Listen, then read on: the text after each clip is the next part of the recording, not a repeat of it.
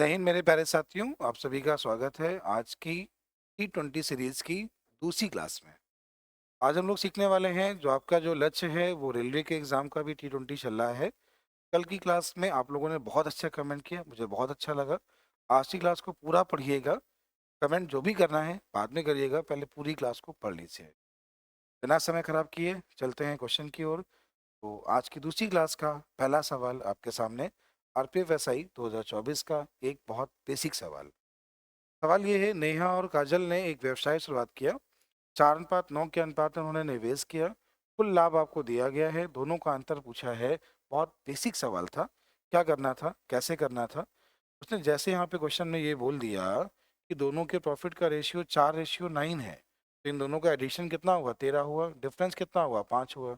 13 का मान दिया है 5590। इससे एक का मान निकाला तो 13 चौको 52, 13 चौको 52, तो 52 3, ये हो गया आपका 430। गुणे कितना करेंगे? 5, बस गुणे 5 कराया। क्वेश्चन का आंसर 2150। आंसर क्या है? 2150। चलते हैं अगले क्वेश्चन की ओर। अगला क्वेश्चन, अगला सवाल क्या है, ध्यान दें। अगला क्वेश्चन है, अगला क्वेश्चन ध्यान दीजिए। 1 से 100 के बीच में जुड़वा अभाज्य में जोड़ों की संख्या क्या है? एग्जाम कौन सा है? रेलवे एलपी का एग्जाम है। क्वेश्चन पूछा गया है, आपने सुना होगा। प्राइम नंबर पे क्वेश्चन बनते हैं, सबने सुने होंगे। को प्राइम नंबर पे बनते हैं, वो भी आपने सुने होंगे। ये जो ट्विन प्राइम बना है, कुछ लोगों ने हो सकता है आज तक सुना भी ना हो। एग्जाम में क्वेश्चन आ रहे हैं आजकल। सीखिएगा, समझिएगा, कैसे करते हैं ये देखिएगा। पहले आपको बताना चाहूंगा, प्राइम नंबर मतलब आभास संख्या। इसे हिंदी में ऋण संख्या, मुख्य संख्या, प्रधान संख्या भी कहते हैं। आपको पता है आभास संख्याएं क्या होती है, परिभाषा क्या होती है?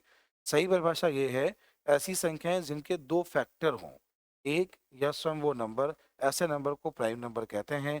इसीलिए एक आभास नहीं होता, क्योंकि एक के दो फैक्टर नहीं होते हैं। सबसे छोटी आभास संख्या 2 होती है। सबसे छोटी सम आभास संख्या 2 होती है। सबसे छोटी विषम आभास संख्या 3 होती है। 1 से 50 तक आभास संख्याएं 15 होती हैं। 1 से 100 तक आभास संख्याएं 25 होती हैं। ये बहुत चीजें मैं आपको आभास संख्याओं के बारे में बता दूंगा। पूरी एक क्लास लगेगी आभास संख्याओं पे।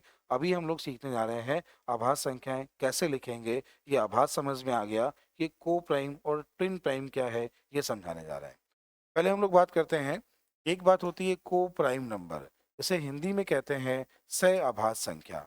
इसे हिंदी में कहते हैं सह अभाज्य संख्या। इसकी जो परिभाषा होती है क्या होती है? दो संख्याएं जोड़े में हों, दो संख्याएं पेयर में हों, और दोनों में आपस में कुछ भी कॉमन ना हो, उनका एचसीएफ एक हो, ऐसे नंबर को को प्राइम नंबर कहते हैं। लेकिन जब हम लोग बात करेंगे ट्विन प्राइम, बात करेंगे ट्विन प्राइम, इसे हिंदी में कहते हैं जुड़वा अभाज्य। क्या कहते हैं? जुड़वा अभाज्य, जैसा कि आपसे क्वेश्चन में पूछा गया है। तो इसकी परिभाषा क्या होती है? दो संख्याएं हों, दोनों का अंतर 2 हो, दोनों प्राइम हो, ऐसे नंबर को जुड़वा अभाज्य कहते हैं। अभी आपका सी टेट का पेपर हुआ था 2022 वाला, वहां पर भी क्वेश्चन ये आया था, 1 से 100 तक ट्विन प्राइम नंबर कितने हैं? सेम क्वेश्चन रिपीट हुआ था। सवाल कैसे करना है, ध्यान से देखिएगा, समझिएगा। कैसे संख्याएं लिखेंगे, एक बार ये देखिएगा। आपने प्राइम नंबर लिखे 2 3 5 7, ये आपने प्राइम नंबर लिखे 2 3 5 7। इसके बाद ध्यान से देखिएगा, आपने इसमें 6 जोड़ा, 11 हुआ। 6 जोड़ा तो 6 जोड़ने पर आपका 17 होगा। 6 जोड़ा तो 23 हुआ। 6 जोड़ा तो 29 हुआ। 6 जोड़ा तो 35 हुआ। 6 जोड़ा 41 हुआ। 6 जोड़ा 47 हुआ। अब देखिए इन दोनों का डिफरेंस, ये है 6n-1, ये है 6n+1। मैं आभाज्य संख्याएं कैसे लिखते हैं आपको ये बता रहा हूं अभी। इसमें आप 2 जोड़ दीजिए, क्योंकि इन दोनों का डिफरेंस 2 है। इसमें 6 जोड़ने से अच्छा है इसमें 2 जोड़ दीजिए, तो ये हो जाएगा 13, ये हो जाएगा 19, ये हो जाएगा 25, ये हो जाएगा 31, ये 37, ये 43 और ये 49। अब क्या हुआ? आपने 1 से 50 तक की भी संख्याएं लिखी हैं, जिसमें जो अभाज्य नहीं है उनको आपने हटा लिया। आपने ये 3 नंबर हटा लिए। इससे होता क्या है, आप अभाज्य संख्याएं प्रॉपर लिख पाए। पहला नंबर, दूसरा नंबर, तीसरा नंबर, चौथा, पांचवा, छठवां, ये जितने भी नंबर बचे हैं सारे अभाज्य बचे हैं। को प्राइम तुम्हें छाटने हैं, ट्विन प्राइम छापने हैं। आपको जुड़वा अभाज्य देखना है। एक पेयर ये बना, एक पेयर ये बना, एक पेयर ये बना, एक पेयर ये बना, एक पेयर ये बना, एक पेयर ये बना। एक पहला, दूसरा, तीसरा, चौथा, पांचवा, छठवां। तो मैंने क्या बताया, 1 से 50 तक जो सहभाज्य होते हैं, जो जुड़वा भाज्य होते हैं, वो 6 पेयर बनते हैं। सेम ऐसे ही 100 तक लिखोगे तो 8 होगा। कैसे लिखना है तरीका नोट कर लीजिएगा। आभाज्य संख्याएं कैसी लिखनी होंगी। एग्जाम में सवाल यहाँ पे और कैसे बनाएगा, सवाल बनाएगा कि प्रथम 10 आभाज्य संख्याओं का योग क्या है, प्रथम 10 आभाज्य संख्याओं का औसत क्या है। क्वेश्चन और कैसे बनाता है कि आभाज्य संख्याओं को आरोही क्रम में लिखने पर 10वीं, 11वीं, 12वीं, 13वीं आभाज्य संख्या का औसत क्या है। इस टाइप के सवाल में आपको आभाज्य संख्या लिखने का तरीका पता होना चाहिए। तरीका पता होगा तो आसानी से कर पाओगे। इसका जो आंसर है वो आपका 8 है। 1 से 50 तक 6 होते हैं, 1 से 100 तक 8 होते हैं। उम्मीद है सभी को समझ में आ गया होगा। इसमें आभाज्य संख्याओं में बहुत सारी बातें हैं, जैसे 1 अंक की छोटी, 1 अंक की बड़ी, 2 अंक की छोटी, 2 अंक की बड़ी, 3 अंक की छोटी, 3 अंक की बड़ी, 4 अंक की छोटी, 4 अंक की बड़ी, 5 अंकों की छोटी, 5 अंकों की बड़ी आभाज्य संख्या। क्वेश्चन इस पे बहुत बनाता है। जैसे पहली 9 आभाज्य संख्याओं का योग 100 होता है, तो अगर 9 का पता है 10 का निकाल लोगे, सब कर लोगे क्वेश्चन।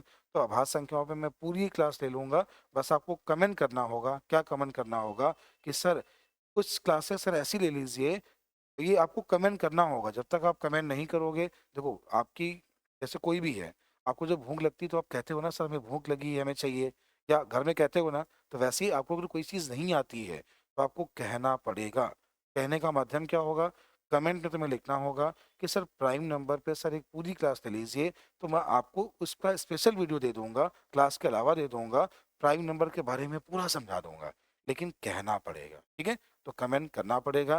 प्यारा से अपनी भाषा में, हिंदी में, इंग्लिश में, जैसे लिख सकते हो, एक कमेंट छोटा सा किया करो। तो मैं आपके कमेंट सारे पढ़ता हूँ, एक एक कमेंट का रिप्लाई भी करता हूँ। मुझे अच्छा लगता है। फ्री में मत पढ़ो, ठीक है। तो मैं आपको यूट्यूब पे पढ़ा रहा हूँ ना, कुछ मुझे दो, देना क्या है तुम्हें, अपनी बात मेरे तक पहुंचानी है, उतना ही मेरे लिए बहुत है। मुझे लगेगा आप ईमानदारी से पढ़ रहे हो तो मुझे मेहनत करने में और मजा आता है।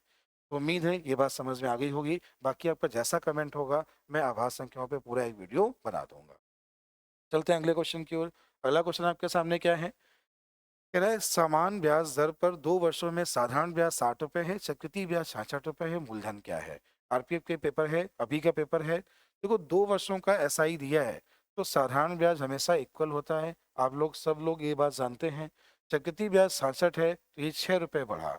6 रुपए किस पे मिला, 30 पे मिला। तो 6 रुपए जब 30 पे मिला तो 1/5 ब्याज मिला। और जो पहले साल का ब्याज अगर 1/5 हुआ तो 1 का मान 150 हुआ। तो ये आपके क्वेश्चन का आंसर हो गया है। यहाँ पे आप ऐसा भी कह सकते थे कि 1/5 का मतलब 20% होता है। 20% का मान अगर 30 है तो 100% का मान 150 है। उम्मीद है समझ आ गया होगा। चलते हैं अगले क्वेश्चन की ओर। अगला क्वेश्चन आपके सामने है, ध्यान से देखिए। आरपीएफएसआई, ठीक है। क्वेश्चन आपके सामने, सवाल क्या है, एक संख्या, एक बस 1 अंक की संख्या सबसे छोटी संख्या बतानी है जिसमें जोड़ने पर नंबर 11 से कट जाए। तो 11 का नियम सभी को पता है ना, कल भी सिखाया था आप लोगों को, कल की क्लास में क्वेश्चन हुआ था। संख्या के सम स्थान और विषम स्थान के अंकों के योग का जो डिफरेंस है वो 0 या 11 का गुणज हो, ये बात आप सभी को पता है। संख्या के सम स्थान का मतलब क्या है, उसके इवन प्लेस, और विषम स्थान का मतलब क्या है, उसके ऑड प्लेस का डिफरेंस 0 या 11 का मल्टीपल हो। करना क्या है, ये नंबर लिखा था 3, 4, 8, 5, 1, 0, पहला, तीसरा और पांचवा। आपने जैसे ही जब इसको ऐड किया तो ये आपका कितना हो गया, 12। आपने जब इसको ऐड किया तो ये केवल 9 मिल रहा है। कमी कितने की है, 3 की है। क्वेश्चन का आंसर क्या है, 3 है। ऐसी गलती मत करना कि 12 का भाग दे दिया और तुम मान निकालने लगते हो। नियम को समझो। चलिए मैं आपको एक चीज और बता दूं, विभाजन का नियम, एक ऐसी कोई संख्या नहीं है जिसका नियम नहीं होता। तो कुछ लोग कहते हैं सर 7 का नियम नहीं पढ़ा हमने, 13 का नियम नहीं पढ़ा, 17 का नियम नहीं पढ़ा, 37 का नियम नहीं पढ़ा, 33 का नियम नहीं पढ़ा, 99 का नया नियम नहीं पढ़ा। बहुत सारे क्वेश्चन आ रहे हैं। तो ऐसी कोई संख्या नहीं जिसका नियम नहीं होता, ऐसी कोई संख्या है ही नहीं। तुम कहोगे कि सर 13 का नियम क्या होता है, मैं सिखाऊंगा। बस कहना पड़ेगा ना, क्या करना है कि सर विभाजन के नियम पे एक वीडियो बना दीजिए, ऐसा आपको कहना पड़ेगा। जब ऐसा 10, 15, 20 लोग कहोगे ना तो मैं ध्यान रखूंगा, हाँ मुझे ये भी कराना है तो मैं उसकी वीडियो भी बनाऊंगा। बस ये क्वेश्चन तो तुम्हें आ गया है, 11 का नियम तो आ गया है, लेकिन तुम्हें बताना पड़ेगा तुम्हें क्या नहीं आता है। जो तुम बताओगे मैं उस पर वीडियो बनाऊंगा। मैं प्रॉपर आपको पढ़ा रहा हूँ। बिल्कुल ही परेशान नहीं होना है। ये T20 सीरीज है, यहाँ पे हम लोग क्वेश्चन की बात कर रहे हैं। लेकिन जब क्वेश्चन में कोई चीज़ तुम्हें नहीं आ रही है तो आपको बोलना होगा कि सर क्वेश्चन नंबर ये वाला सर पूरा टाइप समझा दीजिए, उसका वीडियो आपको स्पेशल मिलेगा शनिवार संडे के बैच में, बस कहना पड़ेगा। अगला सवाल क्या है? एक गांव की जनसंख्या 1,30,000 है, पहले वर्ष 10% बढ़ती है, 30% बढ़ती है, तो इसके तरीके तो बहुत सारे हैं। सीधे कर सकते हो, 10%, 30% क्रमागत लगा दो, 43% बढ़ा, इसका 43% बढ़ा दो, क्वेश्चन का आंसर आ जाएगा। पहला तरीका तो ये आसानी से हो गया। इसका 43% निकालने का तरीका क्या है? इसका 1% हो गया तुम्हारा 1300, निकालना कितना है 43, गुणा करा लीजिए, तो ये आ जाएगा तुम्हारा 13 गुणे 43, 13 ते 39, कितना कैरी हो गया 3, 13 को 52, 52 3 हो गया 55, 2 जीरो। तो बस करना क्या है 55900, आंसर चिल्ला रहा है 009, देखो ना 009 चिल्ला रहा है ना। तो केवल क्वेश्चन को ध्यान से देखना था। आप ऐसा भी लिख सकते थे, यहाँ पे आप लोग ऐसा भी लिखते हो कि आपको दिया है 1,30,000, पहले 10% बढ़ा तो 10 से 11, फिर इसके बाद कितना बढ़ा 30%, तो 10 से 13, सिंपल सा सॉल्व कर लीजिए, इससे भी आपका आंसर आ जाएगा। आप ऐसे करो या कुछ और भी करना चाहो तो कर सकते हो, बिल्कुल स्वतंत्र हो। लेकिन जो समझदार बच्चे हैं वो क्वेश्चन को कम समय में करने के लिए सीधे 43% निकाल के जोड़ देते हैं, तो यूनिट प्लेस से क्वेश्चन हो जाता है। चलते हैं अगले क्वेश्चन की ओर। अगला क्वेश्चन जो है आरपीएफ एसआई का ही है, 2024 का है। अभाज्य गुणनखंडों का योग पूछ लिया उसने, ठीक है। देखो मैं क्वेश्चन जो टाइप करने को देता हूँ, ये क्वेश्चन रेलवे के एग्जाम के हैं।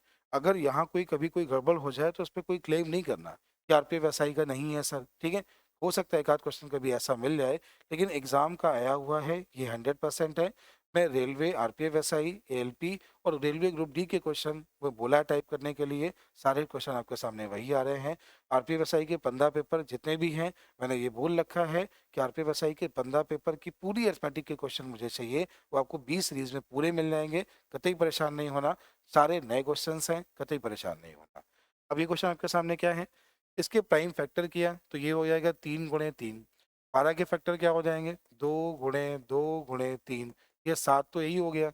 अच्छा उसने बोला है अभाज्य गुणनखंड, अभाज्य यहाँ पे 3 है, 2 है, 7 है, इसको केवल तुम्हें जोड़ना है, केवल जोड़ना है, तो क्वेश्चन का आंसर क्या है 12, और यहाँ पे कुछ नहीं करना है। तुम्हें ये इसके अभाज्य फैक्टर करके इसके अपवर्तों का योग नहीं निकालना है, या इसमें गुणनखंडों की संख्या नहीं बतानी है। क्या बोला है? इसके जो अभाज्य अपवर्त हैं उनका एडिशन पूछा है, तो केवल प्राइम नंबर बनाने थे। प्राइम 3 2 बार, 2 2 बार, या 3 3 बार, 2 2 बार, 7 1 बार, केवल प्राइम को जोड़ना था, और वही आपका आंसर है। चलते हैं अगले क्वेश्चन की ओर। अगला क्वेश्चन आपके सामने क्या है, क्वेश्चन को ध्यान से देखिए।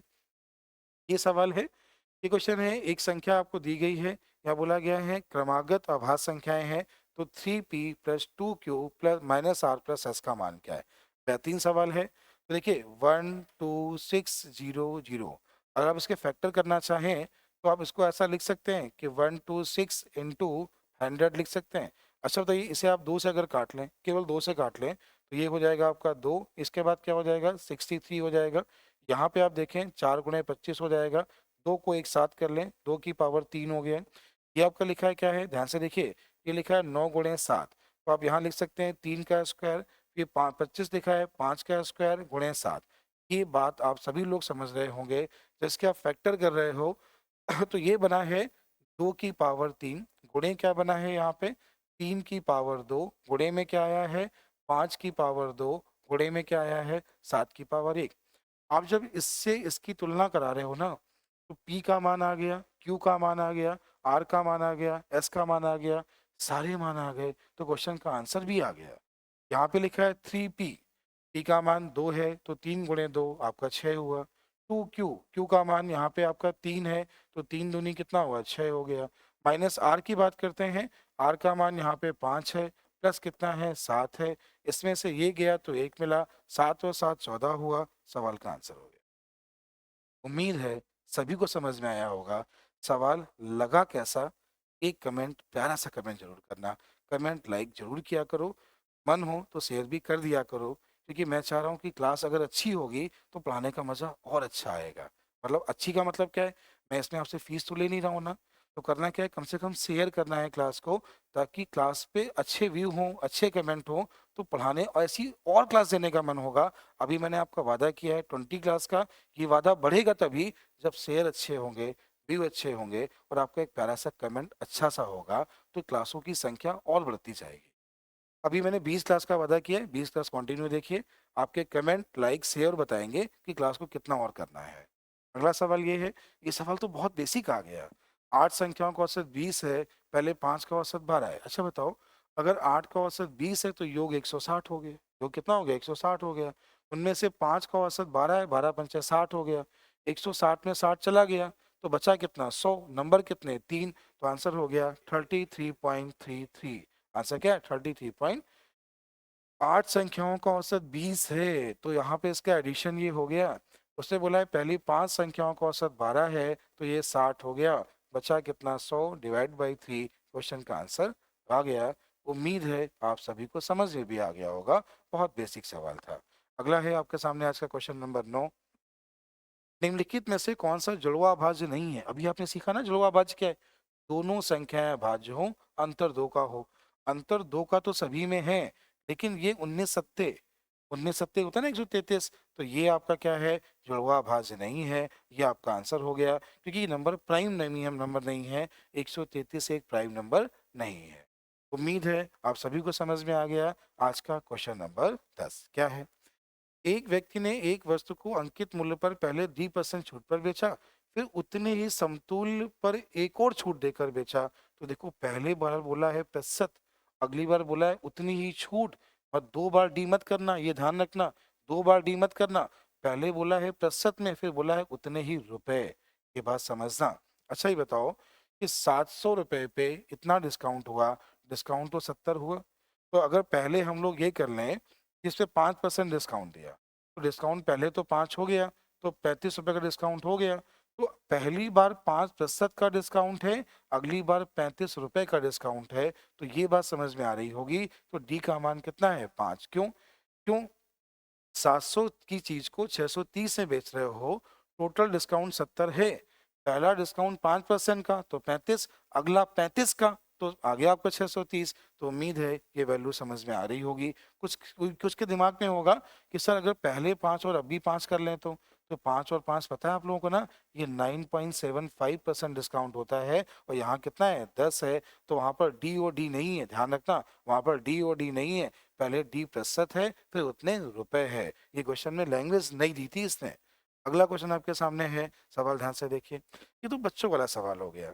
उसे क्या पूछा है? गोले का पृष्ठीय क्षेत्रफल, सभी को पता है, स्फीयर के बारे में जानकारी है। गोले का पृष्ठीय क्षेत्रफल 4 पाई आर स्क्वायर। बस मान रखिए। अब ये काम आपका है, आप लोग इसको कमेंट करिए। ये ध्यान रखना, ये व्यास दिया है। क्या दिया है? व्यास। तो आर का मान क्या हो जाएगा? 9 हो जाएगा। ये हो गया 4। पाई का मान 22/7, ये हो गया है 9 × 9। बस सॉल्व कर लीजिए आपके क्वेश्चन का आंसर। तो उम्मीद है समझ में आ रहा होगा। क्या वैल्यू पूरी पूरी नहीं कट रही क्या? एक गोले का पृष्ठीय क्षेत्रफल ज्ञात करिए। समझ में आ गया ना? आंसर आ जाएगा ना? ठीक है, कोई दिक्कत तो नहीं है। गोले का पृष्ठीय क्षेत्रफल ना, हाँ ठीक है, सही है। चलते हैं अगले क्वेश्चन की ओर। अगला क्वेश्चन क्या है? ये सवाल देखो, यहाँ पे ये सवाल एग्जाम में समय खराब कर रहा है, और हमें लगता है कि हर सेट में क्वेश्चन आया। उसने नाव और धारा को, सवाल ऐसा कोई कठिन नहीं है, लेकिन वैल्यू ऐसी बनाई है कि कैलकुलेशन पॉइंट में पहुंचे और आप लोग परेशान हो जाओ। बाकी यहाँ कोई कठिनाई नहीं है। ये बात आप सभी को पता है। धारा की दिशा में चाल पता हो और धारा की विपरीत दिशा में चाल पता हो, जब दोनों को जोड़ के 2 का भाग देते हैं तो आता है नाव की चाल, घटा के 2 का भाग देते हैं तो धारा की चाल।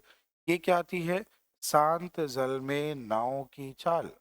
और ये क्या आता है? धारा की चाल। ये यहाँ पर क्या आता है? धारा की चाल। ये बात सभी को पता है। बेसिक बच्चा क्या करेगा?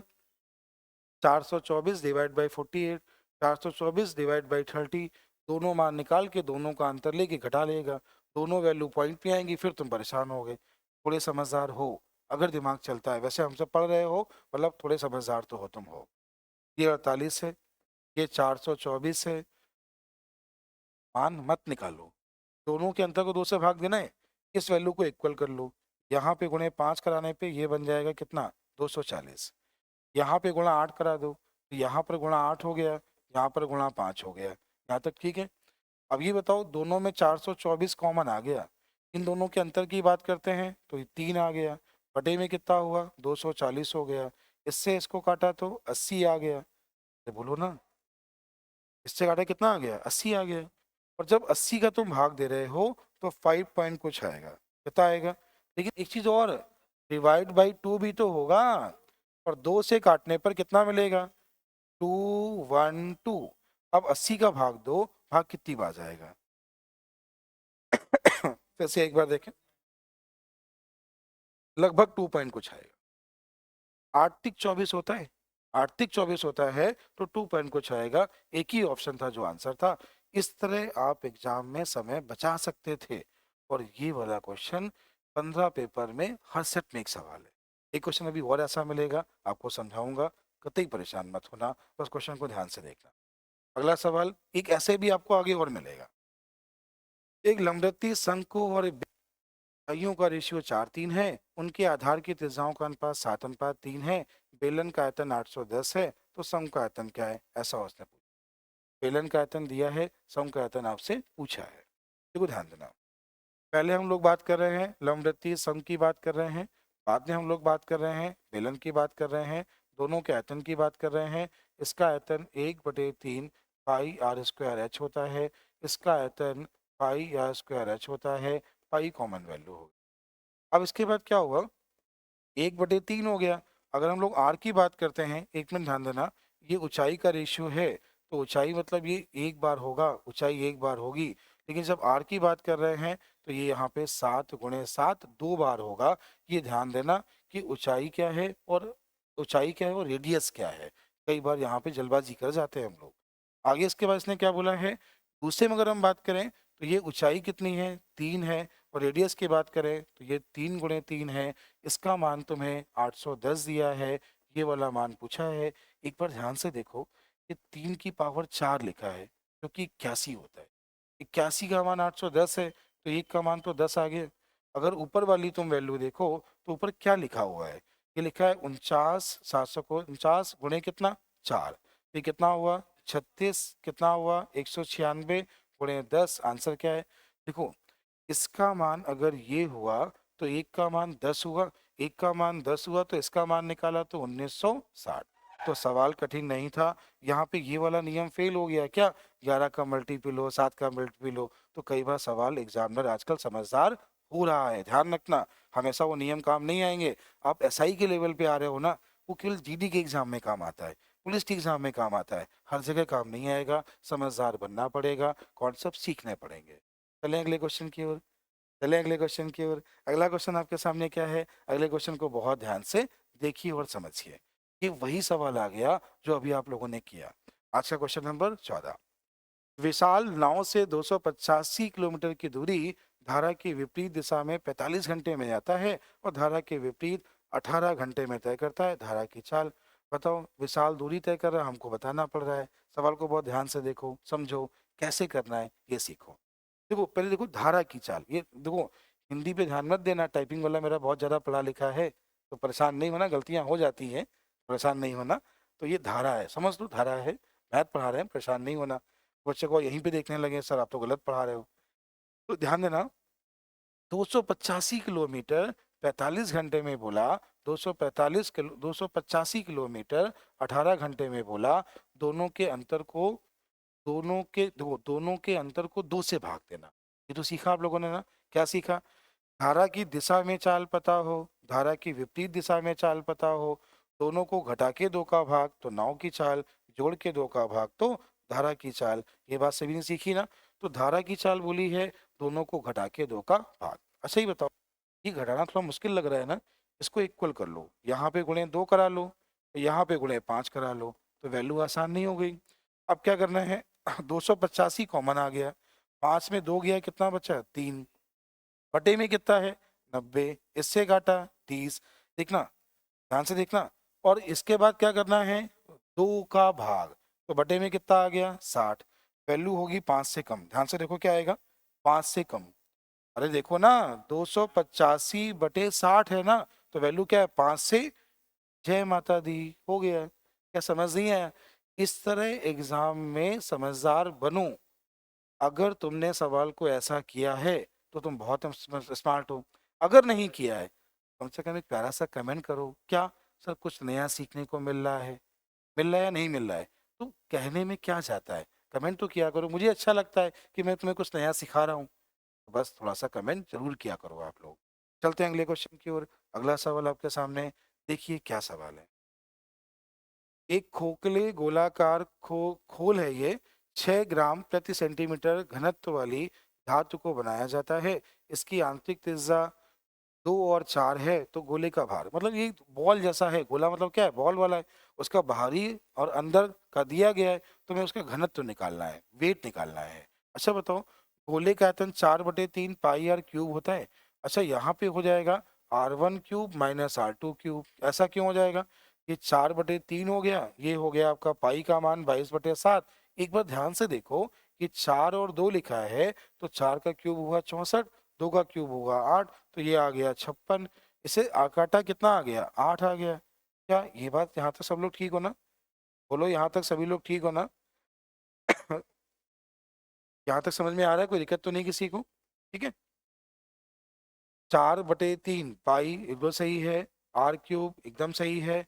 अब ये बताओ 2 और 4 बोला, यहाँ तक सभी लोग ठीक है, क्या कोई दिक्कत तो नहीं किसी को? बोलो भैया, कोई दिक्कत तो नहीं है? नहीं है ना? अब ये बताओ, ये जो भार आया है, ये जो आया है, ये सेंटीमीटर में आया, घन सेंटीमीटर में आया, और वेट कितना दिया है, 6 ग्राम। तो गुणे क्या करा लें, 6 करा लिया, इससे इसको काटा कितना आ गया, 2 आ गया, तो टोटल वेट ग्राम में आया। तो ग्राम में कितना आया, ये आया 88 × 16। 88 कितना हुआ, 16। अच्छा 16 का पढ़ा आता है, 16 कितना हुआ, 128, 12, तो 128 और 12 कितना हुआ, 140। ये हो गया है ग्राम, क्या हो गया है, आंसर दिए हैं शायद केजी में, किसमें दिया है, तो डिवाइड बाई 1000, तो आंसर कितना है, 1.40। 1.40। फिर से एक बार समझाता हूँ, जैसे एक बॉल है, ठीक है, एक बॉल है, तो बॉल का बाहरी वातावरण बाहरी दिया है रेडियस, आंतरिक रेडियस दिया है, तो उससे आपने उसका जो आयतन है वो निकाल लिया, आयतन आ गया। उसने बोला है प्रति सेंटीमीटर का, प्रति घन सेंटीमीटर का वेट दिया है, तो गुणे करा दिया, तो टोटल उसका वेट आ गया। लेकिन वेट कैसा आया, ग्राम में आया है, किलोग्राम में ऑप्शन दिए हैं, तो बटे 1000 कर दिया, क्वेश्चन का आंसर आ गया। बोले कोई दिक्कत तो नहीं किसी को, समझ आ गया ना? थोड़ा कठिन है, अच्छा सवाल है, वैकेंसी भी अच्छी है, 8वां वेतन भी लग गया है, तो देख लो ना नौकरी कितनी अच्छी है, सैलरी कितनी अच्छी है, तो थोड़ी तो मेहनत करनी पड़ेगी ना। सवाल तो इतने सारे आसान तो नहीं आते, जैसे सवाल आपके 25 है, तो 25 सवाल में 10 के आसपास आसान होते हैं, वो सबको आ रहे होते हैं, लेकिन तुम्हें सिलेक्शन पाने के लिए सारे करने हैं ना, तो तुम्हें कठिन आसान सब सीखना है। ये कठिन नहीं है, बस हाँ कोशिश करनी है, पढ़ना है, सीखना है। चलते हैं अगले क्वेश्चन की ओर। अगला क्वेश्चन ध्यान से देखें, अगला समझें। कह रहा है 70 रुपए प्रति किलोग्राम वाली चीनी को, 70 रुपए प्रति किलोग्राम कितने किलोग्राम चावल को 90 रुपए प्रति किलोग्राम के 63 किलो चावल में मिलाए जाएं, ताकि मिश्रण को इतने बेचने से 15% लाभ हो। आप सभी को पता है, जब भी हम लोग एलिगेशन लगाते हैं तो वैल्यू सेम रखते हैं। एलिगेशन लगाने में या तो सभी क्रय मूल्य हों या तो सभी बिक्री मूल्य हों, वैल्यू हमेशा एक जैसी रहती है, ये बात पता है ना? अच्छा ये बताओ, ये अगर 70 है, ये अगर 90 रुपए है, इसकी मात्रा तुम्हें दी है 63 किलो, कितनी दी है? और देखो एक चीज बताओ, ये सेलिंग प्राइस है, ये आपने कॉस्ट प्राइस था, ये कॉस्ट प्राइस था, ये सेलिंग प्राइस है, लेकिन प्रॉफिट कितने परसेंट है, 15। 15% को भिन्ने में फ्रैक्शन में क्या लिखते हो, 3/20। अगर 20 पे 3 का लाभ है तो कितना हुआ, 23, और 23 का मान है 96.60। इससे काटा 4.2 गुणे 20 कराया, तो आ गया 84। कितना आ गया, 84। आपने जैसे यहाँ पे 84 लिखा, इसका डिफरेंस देखिए कितना है, 14। इसका कितना है डिफरेंस, 6। दोनों का रेशियो ले लिया, 3 और 7। 7 का मान 63 क्वेश्चन में दिया है, इसकी मात्रा कितनी है, 7 का मान 63, तो 1 का मान 9, 9×3 = 27। क्वेश्चन का आंसर क्या है, 27। सवाल अच्छा था, ठीक था, क्या समझ में आया, बोली समझ में आया? नहीं आया, ऑनलाइन तो और बढ़िया है, एक बार में नहीं आया रिपीट करो, दोबारा देखो, आ जाएगा। नहीं आता है कमेंट करना, दोबारा सिखाऊंगा, लेकिन परेशान नहीं होना। एक चीज और ध्यान देना, जैसे आपको एलिगेशन लगा, सर एलिगेशन हमें बिल्कुल नहीं आता, तो मैंने फिर बता रहा हूँ आपको, क्लास नोट्स की प्लेलिस्ट बनी है, उस प्लेलिस्ट में जाइए, एलिगेशन चैप्टर को एक बार पढ़िए। अगली बार ये सवाल तो छोड़ो, एलिगेशन का कोई भी सवाल आपको दिक्कत नहीं करे, ठीक है। अगर आपको एलिगेशन नहीं आता है, परेशान नहीं हो, मायूस नहीं हो, क्लास नोट्स की पीडीएफ में जाओ। क्लास नोट्स की पीडीएफ में, मतलब क्लास नोट्स की वहाँ लिस्ट बनी हुई है, वहाँ पे एलिगेशन चैप्टर ढूंढो, एलिगेशन को एक बार पूरा पढ़ो। एलिगेशन ये सवाल तो छोड़ो, एलिगेशन का कोई ऐसा सवाल नहीं होगा जो तुम ना कर पाओ, एक बार क्लास तो पढ़ो। अगला है आपके सामने क्वेश्चन नंबर 17। देखो ये क्वेश्चन क्या है, एक भिन्न के अंश में 20% की वृद्धि, हर में 50% की कमी करने पर 5/6 प्राप्त होता है, भिन्न क्या है। क्वेश्चन करने का सही तरीका क्या है, क्वेश्चन को उल्टा पढ़ें, पढ़ लिया, जो परिवर्तन अंश में करे उसे हर में लिखें, और जो हर में करे उसे अंश में लिखें, और बस सॉल्व कर लें, ये इससे खत्म हो गया। कुछ और कट नहीं रहा था, तो ये हो गया 25/72, क्वेश्चन का आंसर हो गया। अगर आपको लग रहा हो कि सर आप तो नया सिखा रहे हो, क्योंकि तुम्हारी आदत तो एक्स वाई मान के है, लेकिन फिर कह रहा हूँ, अगर तुम्हें लगे कि प्रतिशत में सर ये वाला कॉन्सेप्ट समझ नहीं आ रहा है, मैं बता रहा हूँ ना, प्लेलिस्ट में वीडियो पड़ा है, जहाँ मैंने समझाया है, इस क्वेश्चन को 3 मेथड से बताया है, तो एक बार देख लीजिएगा। कोई दिक्कत हो तो कमेंट करिएगा, मैं सिखाऊंगा। अभी मैंने क्या कहा, जब भी आपको इस टाइप का सवाल मिले तो क्वेश्चन को उल्टा पढ़ो, पहले भिन्न लिखा। तो कोई भी संख्या अपने आप में 100% होती है, बढ़ाएंगे तो 100 में जोड़ेंगे, घटाएंगे तो 100 में घटाएंगे। ये बढ़ाया था तो 120 लिखा, घटाया था 50 लिखा, सॉल्व किया और आंसर आ गया, ये सही तरीका। चलते हैं अगले क्वेश्चन की ओर। आज का क्वेश्चन नंबर 18। सवाल ये है, प्रिया और आयुषी ने मिलकर एक व्यवसाय स्टार्ट किया, उन्होंने कुल जो पैसे लगाए हैं, टोटल पैसे लगाए हैं 45,600 रुपए, ये कुल लगाए हैं। वर्ष के अंत में कुल 7,500 रुपए के लाभ में से एक का हिस्सा 1800 है। अगर इसका 1800 है, ये कौन है, प्रिया है, तो इसका हिस्सा 5700 हो गया, ये कौन है, आयुषी है। इन दोनों का रेशियो अगर आप ले ले तो रेशियो कितना आ जाएगा, 2 जीरो से 2 जीरो खत्म, 3 से काटने पर 6 मिला, 3 से काटने पर 19 मिला। इस अनुपात में इन्होंने लाभ को बांटा। अच्छा ये बात पता है कि जितना इन्वेस्टमेंट करते हो, जिस अनुपात में इन्वेस्टमेंट करते हो, प्रॉफिट को उसी रेशियो में बांटते हो। तो जो जिस रेशियो में प्रॉफिट हुआ है, उसी रेशियो में तो इन्वेस्टमेंट किया होगा। टोटल इन्वेस्टमेंट की बात करें तो 16 9 25 हुआ, 25 का मान आपको कुल मान जो दिया है वो दिया है 456 गुणे 100 कर लो। ये ऐसा क्यों किया, गुणे 100 क्यों कराया, क्योंकि 25 से काटने पर ये वैल्यू आसान हो गई। तो ये हो गया 4 5 6 गुणे कितना 4, ये मान 1 का आया है। अब एक बार ध्यान से देखो, पूछा किसका है, आयुषी का। आयुषी का कितना है, 19 है, तो गुणे कितना कराया, 19 कराया, 1900 को 76, ठीक है, 1900 को 76। अब इसके बाद क्या करना है, ये कैलकुलेशन नहीं करना है, पहले ऑप्शन देखो। ऐसा तो नहीं है कि एक ही ऑप्शन हो जिसका इकाई का मान 6 हो। अगर एक ही है ना तो समझदार बनो, एग्जामिनर चाह रहा है तुम देख के आंसर लगाओ, लेकिन तुम क्या हो, तुम मेहनती हो। जब तक गुणा नहीं करा लेते हो तो मैं अच्छा नहीं लगता है, नहीं अच्छा लगता है तो गुणा करा लो। चलते हैं अगले क्वेश्चन की ओर। समझ में आ गया ना, पक्का आ गया ना। चलें अगले क्वेश्चन की ओर। अगला क्वेश्चन ध्यान से देखिए, ये आज का सबसे अच्छा सवाल है, ये आज का सबसे अच्छा सवाल है। सवाल एक बार देख लीजिए। माना तीन भिन्न एक्स वाई जेड हैं, एक्स का मान, वाई का मान, जेड का मान, जेड सबसे बड़ा है, जेड को एक्स से भाग देते हैं तो प्राप्त भिन्न वाई से 2 अधिक है, जेड को वाई से भाग देते हैं तो प्राप्त भिन्न क्या है, जेड अधिक है। X plus y plus z का मान एक से ही 11/24 है, तो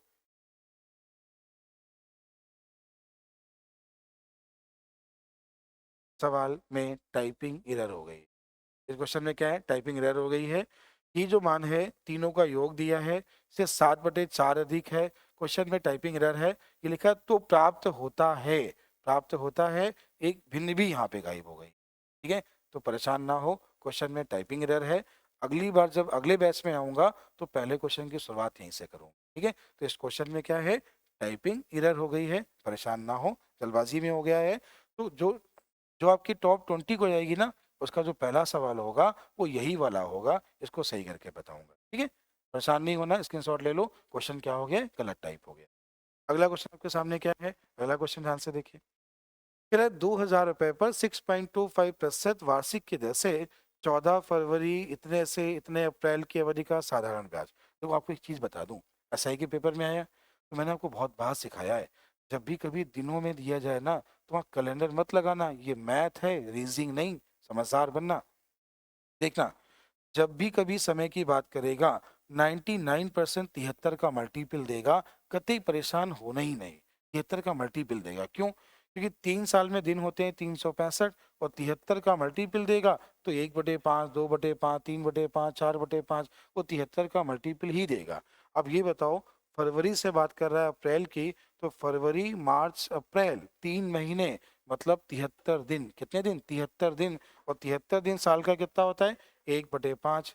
6.25 का, जैसे आपने 1/5 किया, 1/5 करने पर आपको ब्याज मिला 1.25। इसका 1% 20 हुआ है, और 0.25% 5 हुआ। कुल ब्याज की बात करते हैं 25 हुआ। आपके क्वेश्चन का आंसर क्या है? 25। आज के टॉप 20 सवाल आपको कैसे लगे? आपको पूरी क्लास कैसी लगी? क्लास अगर आपने पूरी देखी है तो बताइएगा, एक प्यारा सा कमेंट जरूर करिएगा, क्योंकि ये मैं वीडियो आपकी सुबह क्लास के लिए रात में बनाता हूँ आके। अभी रात का समय है जिस समय आके मैं वीडियो बना रहा हूँ। अगले एक दिन मैं लीड लेके चलता हूँ ताकि आपको दिक्कत ना हो, आपकी क्लास कभी मिस ना हो। क्लास कैसी लगी एक कमेंट जरूर करिए। अगर समझ में आया हो तो एक शेयर करिए। आपके लाइक, शेयर और कमेंट ही बताएंगे कि मुझे आपको कितनी क्लासें देनी है। 20 क्लासें मिनिमम मैं दूंगा। अगर आप लोगों का प्यार अच्छा मिला तो क्लास लगातार चलती रहेगी। एग्जाम चेंज होंगे, सीरीज चलती रहेगी। एग्जाम चेंज का मतलब, अभी रेलवे टारगेट है, यूपीएसआई कर दूंगा, यूपी पुलिस के पेपर करा दूंगा, रेलवे ग्रुप डी के पेपर करा दूंगा। जिसके एग्जाम के कहोगे उसके पेपर में करा दूंगा T20 सीरीज में। लेकिन ये ध्यान रखिए, एक कमेंट प्यारा सा जरूर। जय हिंद प्यारे साथियों, मिलते हैं कल की क्लास में।